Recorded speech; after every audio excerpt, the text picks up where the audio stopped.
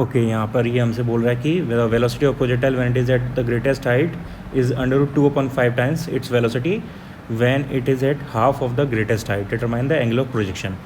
Okay, तो suppose angle of projection है alpha, angle of projection हमने एज्यूम कर लिया अल्फ़ा है, और ये सिंपल प्रोजेक्टाइल है यानी ऑब्लिक प्रोजेक्टाइल है, यानी यहाँ से लेके ऐसे ये सिंपल प्रोजेक्टाइल दिया हुआ है।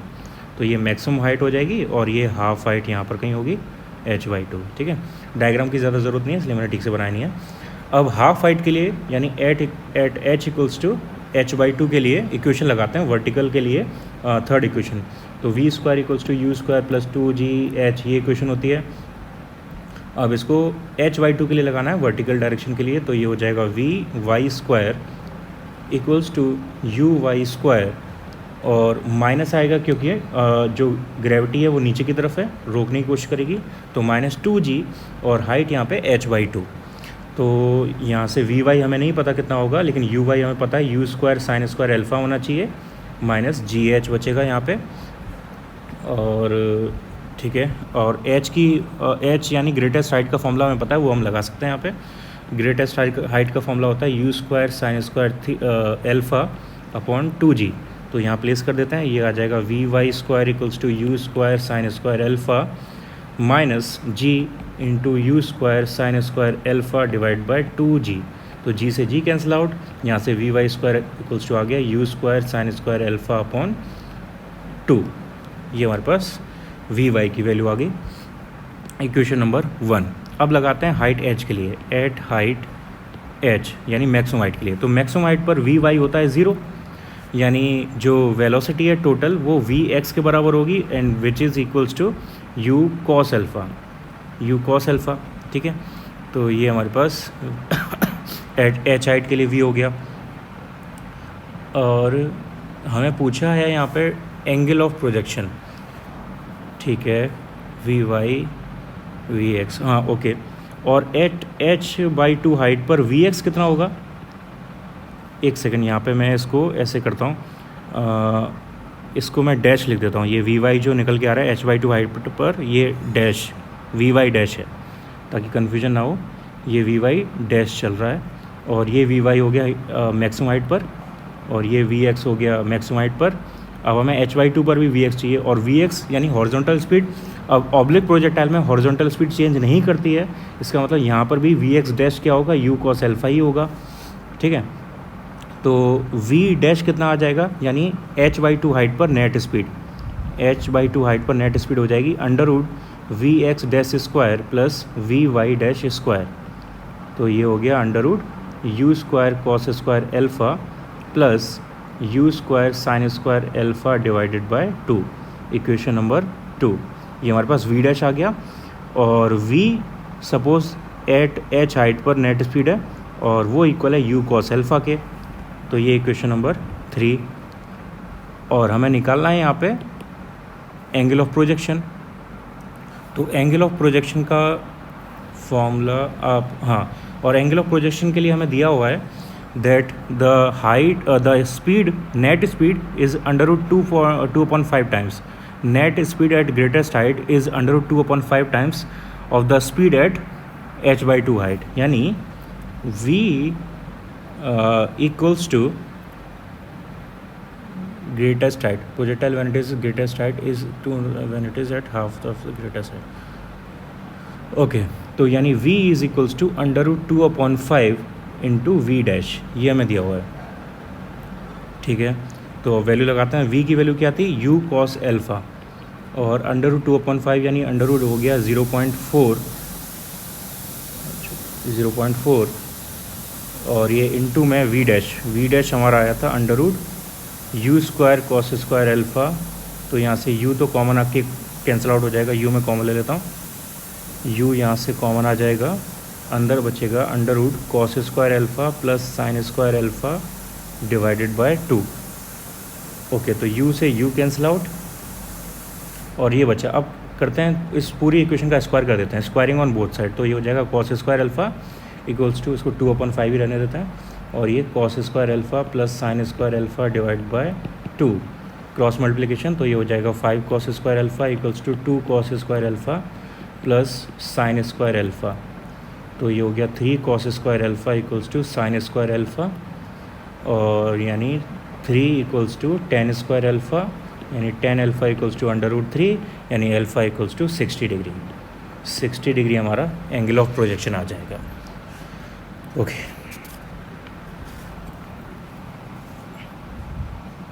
ये क्वेश्चन नंबर 4।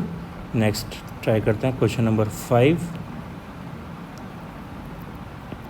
और ऑब्वियसली मैं क्वेश्चन लिखूंगा तो आप पहले ट्राई आपको ये करना है कि वीडियो को पॉज करके आप क्वेश्चन को पहले खुद सॉल्व करने की कोशिश करो, और जो क्वेश्चन हो भी चुका है उसको भी लेक्चर ख़त्म होने के बाद पूरा अपने आप ट्राई करना ज़रूर। गन, ये जो क्वेश्चन मैं करा रहा हूँ ये सबसे इंपॉर्टेंट क्वेश्चन हैं, तो सबसे पहले आपको इन्हीं की प्रैक्टिस करनी है। अगर इसको छोड़ के आप किसी और क्वेश्चन पे, किसी भी एक्सरसाइज पे या किसी भी बुक पे प्रैक्टिस करने चले जाते हो तो नुकसान होगा उससे। पहले इन्हीं क्वेश्चंस की प्रैक्टिस करो, उसके बाद दूसरी बुक्स पे जाना है। तो ये क्वेश्चन नंबर 5 है हमारे पास। A gun kept on a horizontal straight road is used to hit a car traveling along the same road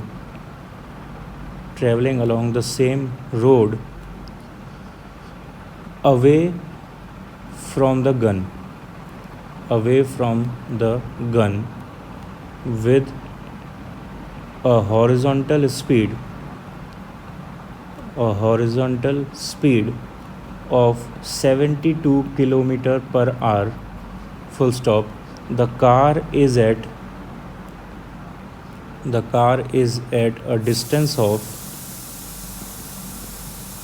500 meter from the gun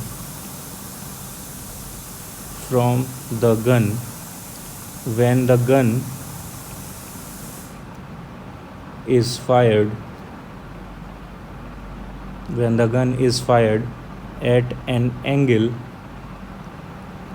of 45 degree with the horizontal, full stop. Find the distance of the car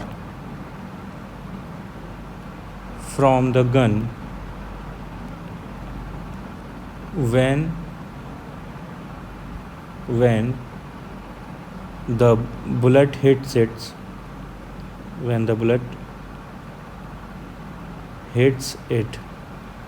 and the speed of projection of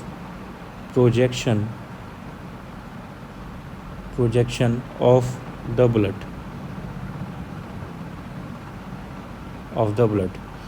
okay, ये question दिया हुआ है, read करो, video को pause करो, इस question को खुद ट्राई करने की कोशिश करो। लेंदी लग रहा है क्वेश्चन, लेकिन कर सकते हो आप, इतना टफ नहीं है, मेंस के लेवल तक का क्वेश्चन है ये। ओके, चलो ट्राई करते हैं। क्वेश्चन बोला हुआ है, gun kept on a horizontal straight road is used to hit a car travelling along the same road away from the gun with a horizontal speed of 72 kilometre per hour. तो ये car की speed है 72 kilometre per our, जिससे car gun से दूर की तरफ जा रही है, गन फिक्स्ड है। तो डायग्राम क्या होगा, यहाँ पे गन है, सपोज़ ये गन है यहाँ पे, और यहाँ पे ये कार है,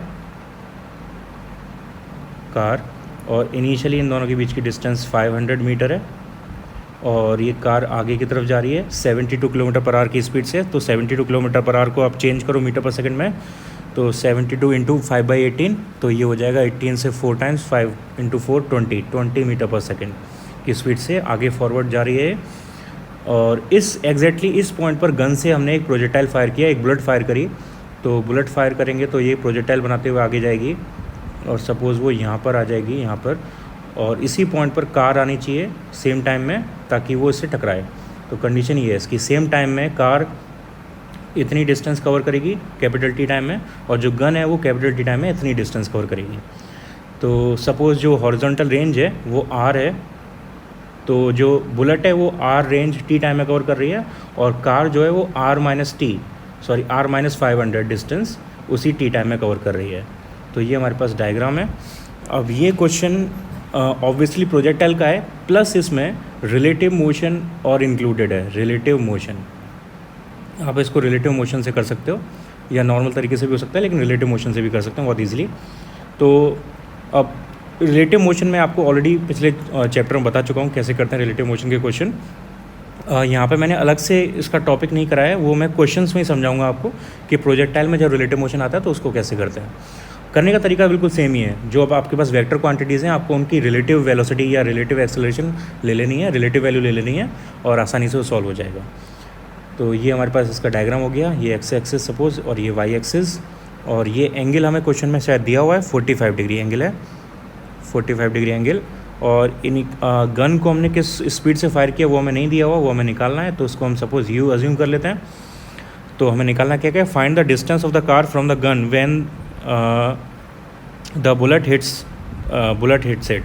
तो इसका मतलब हमें आर निकालना है। एक तो हमें आर फाइंड आउट करना है, range, the speed of projection of the bullet, और हमें यू फाइंड आउट करना है। ओके, सॉल्व करते हैं इसे। तो पहले टाइम ऑफ फ्लाइट, ऑब्वियसली यहाँ पर टाइम ऑफ फ्लाइट का काफ़ी रोल है, तो टाइम ऑफ फ्लाइट पहले हमें निकालना पड़ेगा। टाइम ऑफ फ्लाइट का फॉर्मूला हमें पता है क्या होता है, 2u sin थीटा अपॉन जी। तो 2u हमें नहीं पता, sin थीटा हमें पता है 45 डिग्री है, और जी की वैल्यू 9.8 ले लेते हैं। चलो बाद में लगाएंगे जी की वैल्यू, जी रहने देते हैं। तो यहाँ से ये हो जाएगा u upon g under root, sorry u upon g और अंडर रूट 2 ऊपर आएगा, u under root 2 upon g. ये हमारे पास टाइम ऑफ फ्लाइट आ गया, इक्वेशन नंबर 1। अब इसके बाद u स्क्वायर साइन, ठीक है। हाँ, तो कार जो है वो r-500 डिस्टेंस कवर करिए टी टाइम में। तो कार के पास एक्सेलरेशन नहीं है, हॉरिजॉन्टल में जा रही है, तो ठीक है। तो इसका मतलब कार के लिए फॉर्मूला लगेगा speed equals to distance upon time. Speed equals to distance upon time.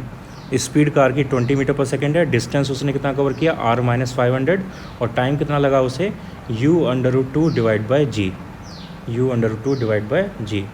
तो यहाँ से r-500 आ गया 20u under root 2 divide by g, equation number 2। ये हमारे पास इक्वेशन नंबर 2 हो गया। और कौन सी इक्वेशन बना सकते हैं हम इसमें, टाइम ऑफ फ्लाइट निकाल दिया, आर हो गया, और यहाँ पे हाँ आर का फॉर्मूला लगा सकते हैं। आर का फॉर्मूला क्या होता है, u square sine 2 theta divide by g. तो यू स्क्वायर हमें नहीं पता, साइन 2 थीटा यानी 90 डिग्री हो जाएगा, डिवाइड बाय जी, यानी ये आ गया u square divide by g, equation number 3। और ये आर की वैल्यू हम लगा देते हैं इक्वेशन नंबर 3 में। तो ये हो जाएगा u square divide by g minus 500 equals to 20 under root 2 u divide by g, 20 under root 2 u divide by g. Okay, तो अब यहाँ पे हम लगाते हैं जी की वैल्यू, लगाएंगे। ओके तो जी की वैल्यू हमें क्वेश्चन में नहीं दी हुई है, तो पहले तो हम जी का मल्टीप्लाई कर देते हैं पूरी इक्वेशन में। तो पूरी इक्वेशन में जब जी का मल्टीप्लाई करोगे तो ये हो जाएगा u square minus 500 into g minus 20 under root 2 into u equals to 0। और जी की वैल्यू हमें क्वेश्चन में नहीं दी हुई, तो उसका मतलब जी की वैल्यू हमें 9.8 लेनी चाहिए। 9.8 जी की वैल्यू ले लेते हैं। तो ये हो गया u square minus 20 under root 2 u minus 500 into 9.8, 500 into 9.8 हो गया 4900 इक्वल्स टू 0। ये क्वाड्रेटिक इक्वेशन बन रही है, इसको आपको सॉल्व करना है। तो यहाँ से क्वाड्रेटिक इक्वेशन सॉल्व करो, ये आ जाएगा क्या, minus b plus minus under root b square minus 4ac। तो माइनस बी का मतलब 20 under root 2 plus minus under root b square minus 4ac। तो बी स्क्वायर यानी 400 इंटू 2 यानी 800 minus minus plus 4 b square minus 4ac। तो 4 into 4900 divided by 2a। Okay, तो इसको आपको सॉल्व करना है, देखना क्या आंसर आ रहा है इसका। सॉल्व करो यहाँ से, मैं यहाँ पे डायरेक्ट आंसर लिख देता हूँ। इसका आंसर सॉल्व करके आना चाहिए करीब 85 के आसपास, 85.5 समथिंग, 85.5 समथिंग इसका कुछ आंसर आ रहा था। तो इसको आपको कंफर्म करना है, इससे सॉल्व करके देखना ये सेम आंसर आ रहा है या नहीं। अब इसके बाद हमें निकालना है आर, गन से कार किस डिस्टेंस पर टकराएगी। तो गन से उसकी डिस्टेंस क्या होगी, यानी वो हॉरिजॉन्टल रेंज हो जाएगी। तो वो हमें निकालना है। हॉरिजॉन्टल रेंज का फॉर्मूला देखो यहाँ पे इक्वेशन नंबर 3 से u² आ रहा है। u हमने निकाला 85.5 समथिंग, तो इसका स्क्वायर डिवाइड बाय 9.8। इसको भी आप सॉल्व करना, 750 मीटर के आसपास ऐसा कुछ आंसर आना चाहिए। तो वो इसको सॉल्व करके आपको निकालना है, कंफर्म करना आंसर कितना आ रहा है इसका एग्जैक्टली। ओके, तो ये हमारा क्वेश्चन नंबर 5 हो गया। नेक्स्ट क्वेश्चन नंबर 6 देखते हैं। Question number 6, 2 seconds after the projection a projectile is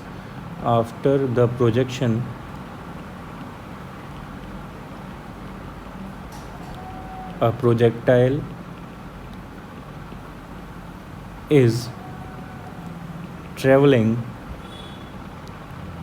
in a direction inclined at 30 degree to the horizon, full stop. After one more second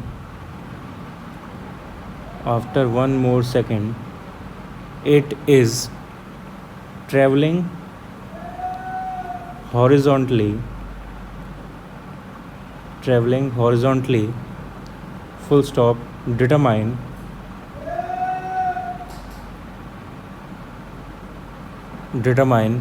the magnitude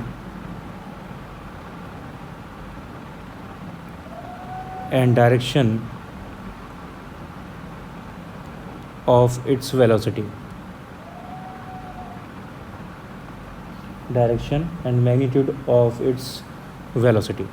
okay, ये question है, check करो आप, question को पढ़ो, video को pause करो और अपने आप सॉल्व करने की कोशिश करो इसे। ओके, तो question is saying 2 seconds after the projection a projectile is traveling in direction inclined at 30 degree to the horizon. After 1 more second it is traveling horizontally. Okay, तो यहाँ पे प्रोजेक्टाइल के बारे में कुछ स्पेशल बोला नहीं है। इसका मतलब ये जो प्रोजेक्टाइल है वो नॉर्मल प्रोजेक्टाइल है, यानी ऑब्लिक प्रोजेक्टाइल। तो ये प्रोजेक्टाइल जो है वो एक ऑब्लिक प्रोजेक्टाइल है, यानी ग्राउंड टू ग्राउंड जो नॉर्मल प्रोजेक्टाइल होता है वैसा। और इसमें बोला हुआ है कि 30 डिग्री इसका इनिशियल एंगल क्या था वो हमें नहीं पता। तो इनिशियल एंगल सपोज़ थीटा है और इनिशियल स्पीड u है, लेकिन 2 सेकंड के बाद इसका इनिशियल एंगल हो जाता है, इसका एंगल हो जाता है हॉरिजॉन्टल के साथ 30 डिग्री। तो 2 सेकंड के बाद यहाँ पर कहीं होगा और यहाँ पर इसका जो एंगल बन रहा है वो 30 डिग्री हो गया है। और उसके 1 सेकंड के बाद यानी टोटल 3 सेकंड के बाद इसका हॉरिजॉन्टल, इसका जो स्पीड है वो हॉरिजॉन्टल हो जाती है। After 1 more second it is travelling horizontally. तो जो प्रोजेक्टाइल है वो हॉरिजॉन्टली तब मूव करता है जब उसकी वर्टिकल वेलोसिटी 0 हो जाती है या वो मैक्सिमम हाइट पर रीच कर जाता है। तो जब वो मैक्सिमम हाइट पर रीच कर जाता है तब वो हॉरिजॉन्टली मूव करता है उस पॉइंट पर एग्जैक्टली, क्योंकि उसकी वर्टिकल हाइट 0 हो जाती है और वहाँ पे थीटा 0 हो जाएगा। तो इसका मतलब हमें वर्टिकल हाइट मैक्सिमम हाइट पर कितने टाइम में पहुँचा ये हमें पता चल गया क्वेश्चन से, और वो टाइम आ रहा है 3 सेकेंड। तो यहाँ से टोटल टाइम ऑफ फ्लाइट हो जाएगा 2 × 3 यानी 6 सेकेंड्स। तो हमें टोटल टाइम ऑफ फ्लाइट पता चल गया 6 सेकेंड्स आ रहा है। ओके, तो ठीक है, इतना हमें यहाँ से पता चल गया है। और 2 सेकेंड के बाद ये 30 डिग्री पर पहुँचा था। तो अगर एट 2 सेकेंड के लिए आप इक्वेशंस बनाओ, एट t = 2 सेकेंड के लिए आप हॉरिजॉन्टल वेलोसिटी देखो, सपोज़ यहाँ पे वेलोसिटी v हो गई है, तो हॉरिजॉन्टल वेलोसिटी हो जाएगी v cos 30 और ये u cos थीटा के बराबर होगी क्योंकि हॉरिजॉन्टल वेलोसिटी चेंज नहीं करती है। तो v cos 30 यानी v√3/2 = u cos थीटा, ये इक्वेशन नंबर 1 हो जाएगी।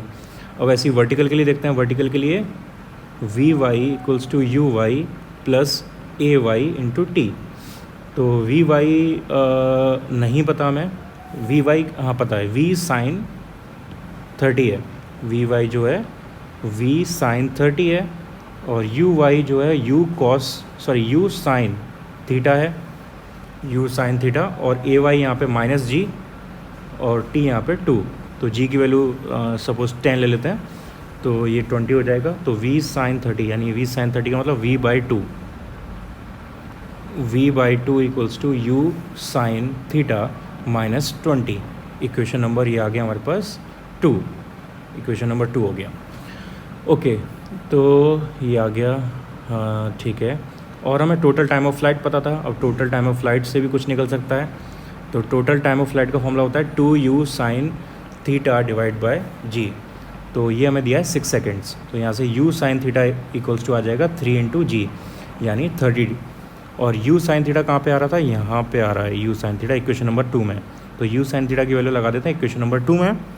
तो यहाँ से v/2 इक्वल्स टू आ जाएगा 30 माइनस 20 यानी 10, यानी v इक्वल्स टू आ गया 20 मीटर पर सेकेंड। तो 2 सेकेंड के बाद उसकी स्पीड थी 20 मीटर पर सेकेंड, ये हमें पता चल गया। ओके, और क्या चाहिए हमें, हाँ 20 पता चल गया, और क्या निकालना था हमें 20। ओके, हमें यहाँ पे पूछा है क्वेश्चन में determine the magnitude and direction of its velocity. Okay, तो ये इनिशियल पूछा हुआ है, इनिशियल निकालना है। ओके, इनिशियल निकालना है, ये हमारा 2 सेकेंड पे आ रहा है। तो इनिशियल कैसे निकालेंगे, इस v की वैल्यू को कहाँ प्लेस करें हम। ओके, v की वैल्यू को प्लेस करते हैं यहाँ पे इक्वेशन नंबर 1 में। तो ये हो जाएगा 20√3 divide by 2 equals to u cos theta. तो ये आ जाएगा 10√3 equals to u cos theta. और यहाँ से हमारे पास u sin थीटा आ रहा था, तो इक्वेशन नंबर 3 इक्वेशन नंबर 4 हमारे पास u sin थीटा है और u cos थीटा है। तो इसको हम स्क्वायर करके ऐड कर देते हैं।